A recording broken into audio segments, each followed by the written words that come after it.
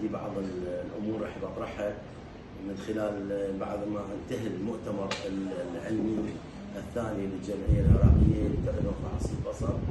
وسادتنا سعاده بنجاح المؤتمر وما توافدت عليه من زملائنا من البصريين ومن الفاحصين، وايضا ان شاء الله كنا عند حسن ظنهم في استقبالهم وفي تقديم لهم كل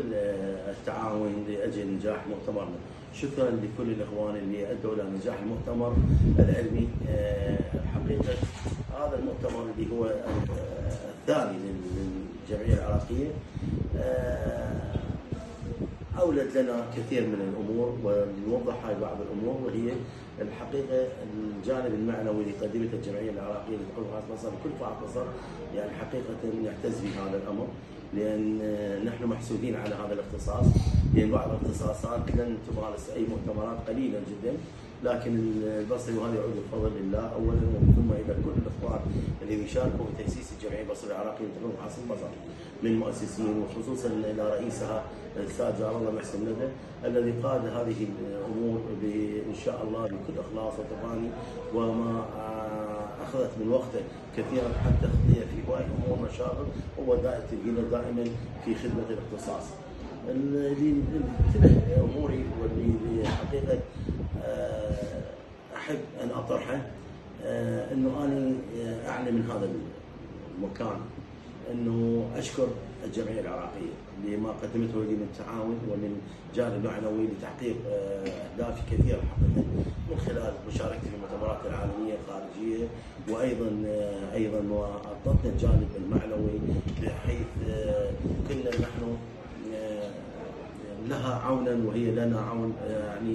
الاب الروحي لنا ومرجعنا الثاني. فاعلن بعد هذا انتهاء المؤتمر، واشكر الاستاذ جار الله واشكر كل الاخوان في اللجان وفي كل، وحتى نعطي مجال للشباب، لان الشباب هم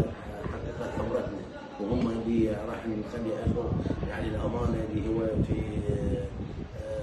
عمل الجمعيه العراقيه، وحتى ان تظهر الصوره الجميله للجمعيه العراقيه.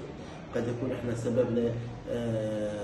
امور لم تعجب الشباب ولم تعجب بعض الاشخاص، ولكن هذا اللي قدمناه من طاقتنا وامورنا. فاعلن من اعلاني النهائي ان شاء الله هو اعتزالي من عمل الجمعيه العراقيه لتقدم فحص البصر. اي عمل يعني بحيث انه سوف اكون خارج وامثل نفسي، وانا دائما اكرر وكررت فتره، بس لكن نزولا لرغبات الاستاذ جار الله رجعت مره ثانيه اخدم الجمعيه، لكن هذه المره قراري هو النهائي عدم انه اشارك في اي نشاط يتبع للجمعيه العراقيه لفحص البصر. وانا مره ثانيه اشكر كل الاخوان واشكر الجمعيه وبصوره عامه اللي قدمته لي. احمد عبد العباس جبار، رئيس فحصي بصر، بكالوريوس تقني البصريات، مسؤول قسم البصريات في مستشفى الامام علي.